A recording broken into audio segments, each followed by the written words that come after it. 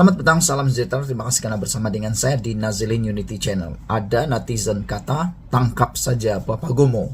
Ada netizen kata, siapa Papa Gomo?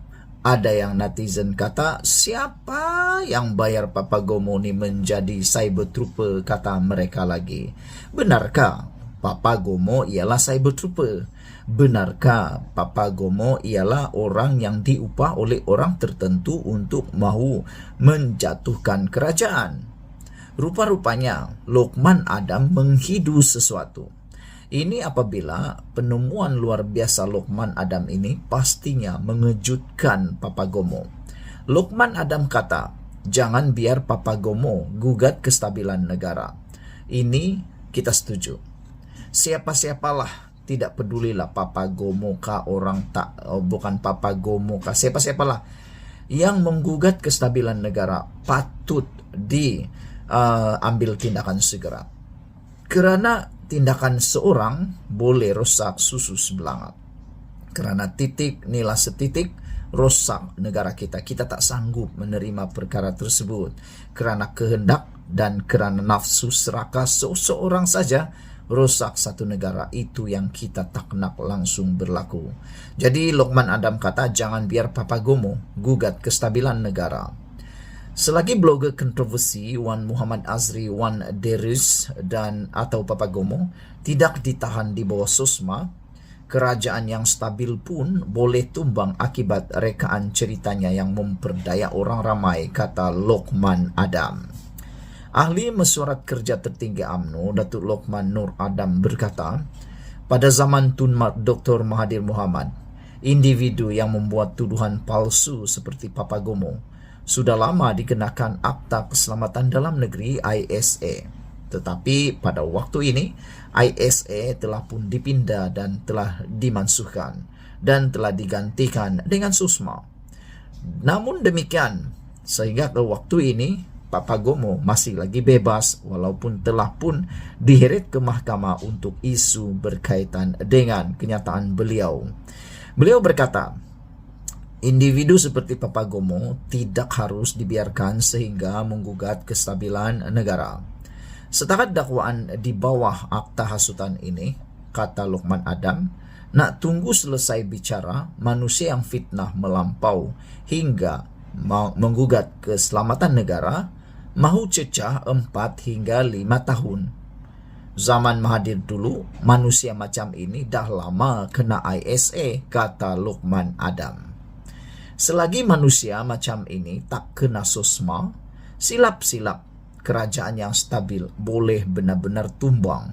Akibat ramai sangat lebih percaya cerita rekaan tentera cyber upahan ini, kata Lokman lagi.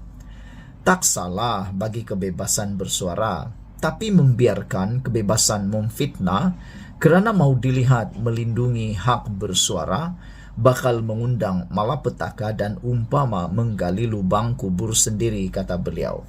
Sehingga salah seorang daripada pemimpin kerajaan perpaduan yang sebelum ini daripada PAS, yaitu Khairuddin, mengatakan bahawa walaupun ada kebebasan bersuara, walaupun anda ialah seorang blogger, seorang penulis atau apapun yang anda seorangnya itu, anda tidak ada kebebasan untuk berbuat dosa. Tiada sijil ataupun tiada kebenaran untuk membuat dosa fitnah, kata beliau lagi. Sungguh pun Perdana Menteri berhak memaafkan dan tidak mengambil tindakan ke atas manusia-manusia yang memfitnah beliau.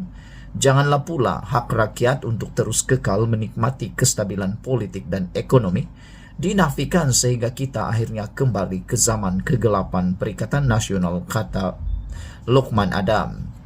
Semalam, Papa Gomo mengaku tidak bersalah dan memohon dibicarakan atas pertuduhan menghasut di Facebook dengan mendakwa kerajaan sebagai pro-Israel. Mengikut pertuduhan, bekas Exco Pemuda UMNO didakwa menyebut kata-kata menghasut di laman Facebook Khalid Hamidi jam 1 tengah hari 8 November lalu, di mana kata-kata berkenan dilihat oleh seorang lelaki dikenali Hisham Syahrudin 42 di sebuah kondominium di Bukit Bintang. Kesalahan mengikut Seksyen 4 dalam kurungan 1 kurungan B Akta Hasutan 1948 Akta 15 yang boleh dihukum mengikut Seksyen 4 dalam kurungan 1 Akta Sama yang membawa kepada denda tidak lebih RM5.000 atau penjara maksimum 3 tahun atau kedua-duanya jika disabitkan kesalahan. Hakim kemudian membenarkan jaminan RM7.000 dengan seorang penjamin terhadap tertuduh namun tidak menetapkan sebarang syarat tambahan. Sekian dulu untuk kali ini. Jangan lupa tinggalkan komen Anda, tekan butang subscribe. Kita jumpa lagi. Bye-bye. Selamat petang, salam sejahtera. Terima kasih karena bersama dengan saya di Nazilin Unity Channel. Akhirnya Sanusi tampil membuat penyataan pengakuan luar biasa yang mengejutkan Malaysia berkaitan rasuah membabitkan KFA, Kedah Football Association ataupun Persatuan Bola Sepak Kedah. Baru-baru ini kita digemparkan dengan laporan bahawa CEO Persatuan Bola Sepak Kedah telah ditahan reman, telah ditahan oleh SPRM untuk membantu siasatan berkaitan dengan dakwaan rasuah RM6 juta. Akhirnya Sanusi buat pengakuan, tampil memberikan penjelasan, tapi penjelasan yang diberikan Sanusi ini bukan dapat menjelaskan keadaan, bahkan menjadi buah mulut, tanda tanya, perdebatan, bahkan menjadi kecaman balik kepada Sanusi. Sehingga ada netizen kata, kami sangka kenyataan Sanusi boleh mempertahankan diri dia. Tetapi rupa-rupanya kenyataan Sanusi yang kali ini bukannya mempertahankan diri beliau, tetapi semakin menjadikannya lebih dikecam lagi. Ini apabila Sanusi berkata, RM6 juta yang diterima oleh KFA itu bukan duit rasuah, tetapi itu duit derma. Wah, itu sebabnya ramai netizen kata dah mula dah isu-isu siasatan berkaitan derma. Dah mula dah kata netizen bahawa rasuah dah menjadi derma. Ada unsur-unsur rasuah tapi diputarkan menjadi derma. Kata mereka inilah yang perlu ditangani dengan segera, yaitu pemahaman dan definisi tentang rasuah. Kerana ada yang mula terpesong pengertiannya yang benar berkaitan dengan rasuah. Ada yang menganggap rasuah itu sudah menjadi derma. Itulah yang netizen tulis dalam isu kali ini. Namun, Sanusi kata RM6 juta itu duit derma. Menteri Besar Datuk Seri Muhammad Sanusi Maknur mendakwa wang RM6 juta yang terkait dengan siasatan rasuah Persatuan Bola Sepak Kedah merupakan derma daripada syarikat gergasi bagi menyambung kontrak konsesi loji rawatan air LRA Kedah. Presiden KFA itu menegaskan beliau akan mendedahkan syarikat tersebut termasuk siasatan agensi berkenan yang turut didakwa sebagai plot untuk memburukkan KFA dan kerajaan negeri pimpinannya itu. Plot itu saya tahu melibatkan company besar-besar, lobi untuk dapatkan sambung konsesi loji rawatan air derma ke situ. Lepas itu hendak kita sambung dia. Konsesi itu kita tidak sambung. Kita nak buat sendiri derma RM80 bilion, kita tidak sambung. Lepas itu minta balik duit itu cerita dia. Hampa tulis, hampa bagi orang marah. Hampa ingat orang tak reti marah.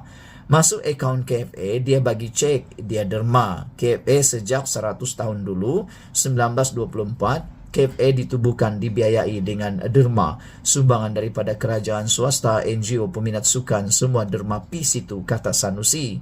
Terima masuk dalam akaun itu derma, itu biasa seluruh dunia, kata beliau lagi.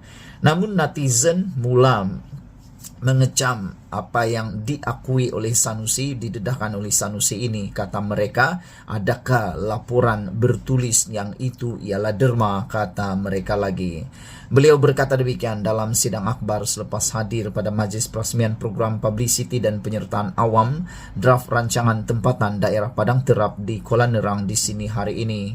Beliau mengulas tentang penahanan Ketua Pegawai Eksekutif KFA bersama 3 individu lain oleh Suruhanjaya Pencegahan Rasuah Malaysia SPRM Kelmarin bagi membantu siasatan kes rasuah bernilai 6 juta ringgit Malaysia. Sekian dulu untuk kali ini. Jangan lupa tinggalkan komen Anda, apapun komen Anda tentang isu membabitkan KFA dan rasuah 6 juta ringgit ini. Semoga ianya akan dapat diselesaikan dengan baik dan semoga ianya betul-betul derma seperti yang dinyatakan oleh Sanusi. Jangan saja nanti jadi pula kes macam Najib Tun Razak. Akhirnya derma jadi rasuah dan akhirnya ianya menjadi lebih nyata bahawa itu bukan derma semata-mata. Sekian dulu untuk kali ini. Jangan lupa tinggalkan komen Anda, tekan butang subscribe. Kita jumpa lagi. Bye-bye. Selamat petang, salam sejahtera. Terima kasih karena bersama dengan saya di Nazilin Unity Channel. Saya terkejut dengan dakwaan Raja Petra sudah ditangkap polis. Wah, rupa-rupanya itu bukan kenyataannya, tapi rupa-rupanya harapan daripada para penyokong kerajaan perpaduan.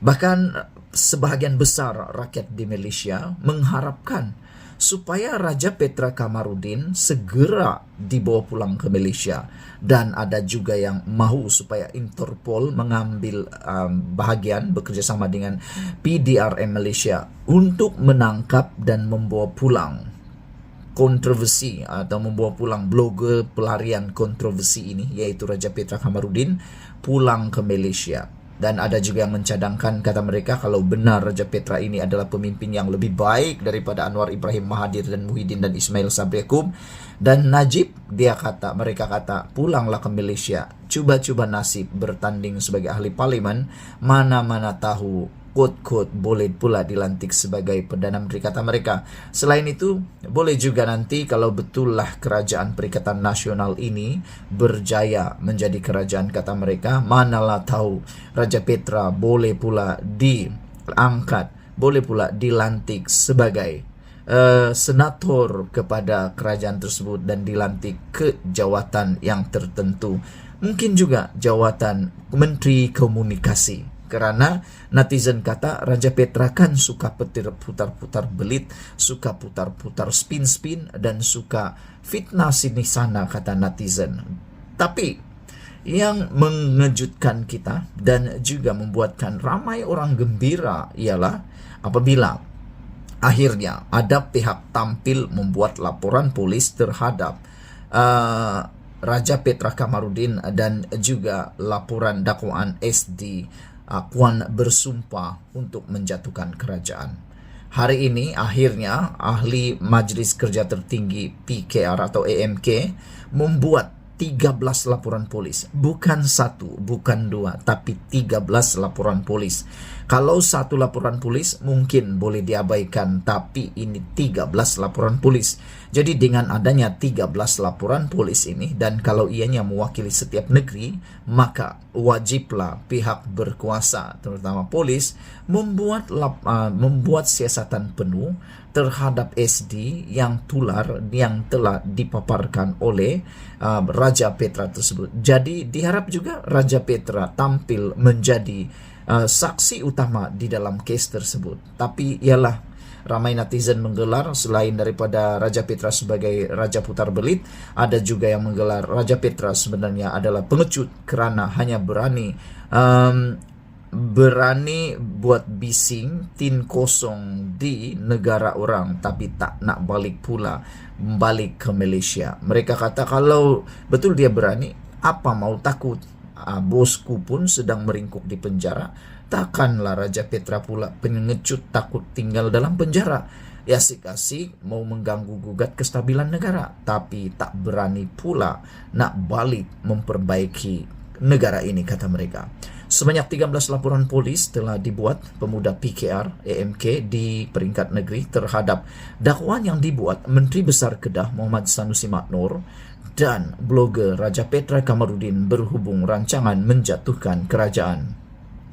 Dalam kenyataan di Facebook semalam, AMK berkata laporan polis telah dibuat oleh Kepimpinan Pusat serta MK Selangor, Wilayah Persekutuan Johor, Negeri Sembilan, Perak, Penang, Kelantan, Perlis, Terengganu, Kedah, Melaka dan Sabah. Makna kata, semua negeri telah pun membuat laporan polis kecuali beberapa negeri yang lain seperti Sarawak.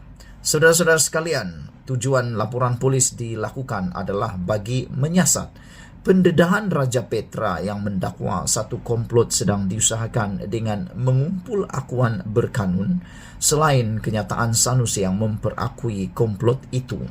Justru gesaan kepada pihak berkuasa supaya menyiasat gerakan yang jelas bertentangan dengan Seksyen 124B dan Seksyen 124C Kanun Keseksaan dijalankan ke atas individu berkaitan.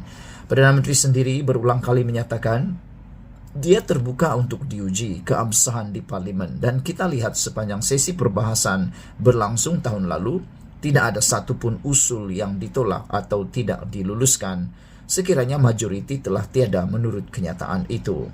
Terdahulu, Sanusi yang juga pengarah pilihan Raya PAS mendakwa pihak pembangkang telah berjaya memperoleh SD yang mencukupi untuk menjatuhkan kerajaan persekutuan.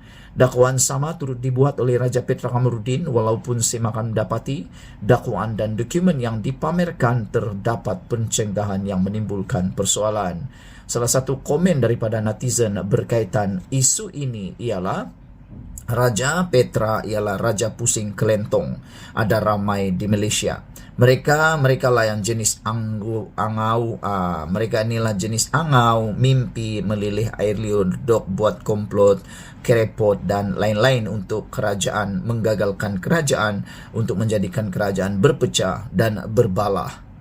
Inilah yang disebut Raja Pusing Kelentong, supaya puak mereka dapat merampas kuasa tanpa mandat rakyat. Saudara-saudara sekalian, inilah yang biasa mereka lakukan menurut netizen. Sekian dulu untuk kali ini. Jangan lupa share video ini. Kita jumpa lagi. Bye-bye.